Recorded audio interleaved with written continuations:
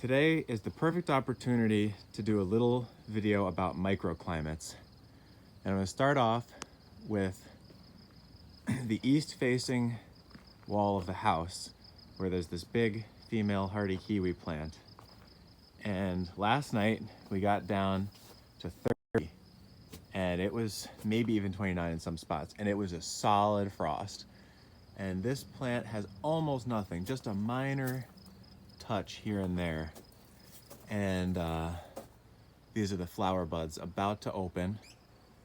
And that was probably, all things considered, highly likely that that's the last frost of the season.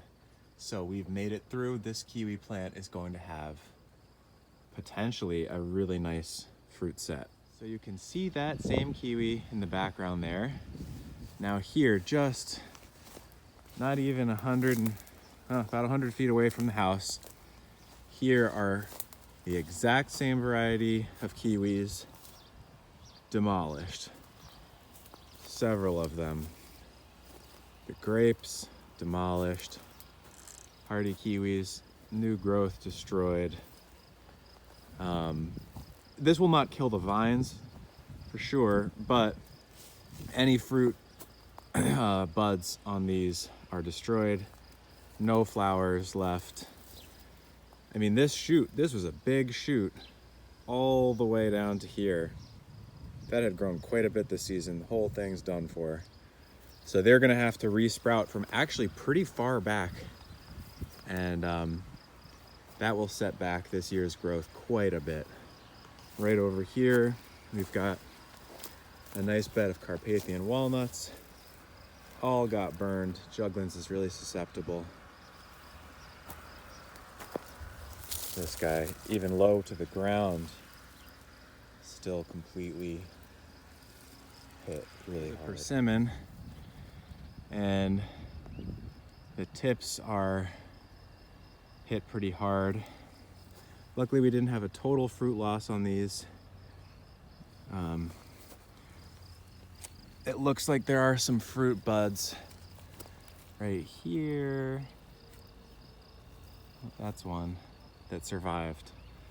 So we'll probably get a couple fruit on that, but this plant might decide to back off on those too.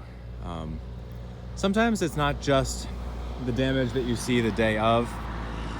If the plant has sustained a lot of damage, it can shut off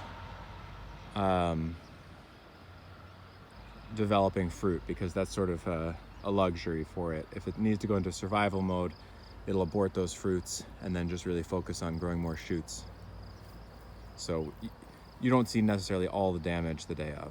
This smaller persimmon got hit really hard. Sometimes a more established plant will have a little bit more oomph behind it and won't all get hit, but the little ones, there's also just not as much mass here, and not as much space taken up by it. So the frost has an easier time getting into all these little nooks and crannies. Just 40, 50 feet away, we got this other persimmon that is right by this big piece of ledge, and that ledge gets eastern, southern, and western sun, so it's slanted that way. On the other side, that's the west, so it heats up a lot and radiates all that at night, and this keeps everything pretty safe. So this persimmon really doesn't have even just a touch of frost on the ends there, but you've got this whole protected lower zone and all that radiant heat infrared coming off of it all night. So it really protects these guys here. It's a very, very protected microclimate. Here's a little persimmon that got hit pretty badly, not terrible, but this persimmon is on a slope, and that's due east. So the sun is in the west right now. So this piece of land here doesn't recharge much heat for the last few hours of the day. And so this thing doesn't have that much protection. Gets some from the south, but this bit of land in front of me here is very northerly sloping, so that's not going to radiate much late day heat, not going to absorb much late day heat or radiate much overnight. The west won't get much radiation either. If there had been a big rock here, that might have protected this one. So this one isn't getting very much infrared help.